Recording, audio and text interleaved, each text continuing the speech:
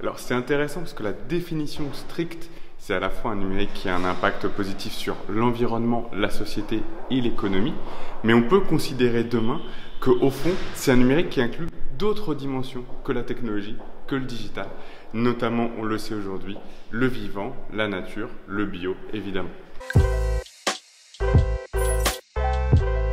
Le numérique n'est pas juste une question de technologie, c'est une question en fait de volonté. Elle peut être politique, elle peut être des utilisateurs, elle peut être de communauté.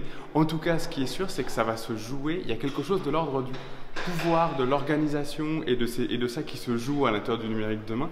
Et c'est véritablement une question d'accessibilité, de connectivité, pas celle du tout smart ou du tout technologique, mais en tout cas de se reconnecter les uns aux autres et de se reconnecter. Pour moi, ça c'est le plus intéressant, le plus radical, c'est comment le numérique inclut le vivant, la biotechnologie et comment en fait ces deux révolutions sont en train de se fusionner pour inventer en fait un monde où on arrête d'essayer de nous voler de l'attention et où le numérique et les technologies cherchent juste à nous reconnecter à notre nature, à la nature et au vivant. Il y a quelque chose à faire ici, à inventer quelque chose. Justement, on parlait de ce numérique responsable, de ce numérique et du vivant. Je pense que s'il y a bien un endroit où on peut y réfléchir, c'est bien ici, parce que ça nécessite aussi de penser au fond le numérique comme une forme d'autonomie par rapport à.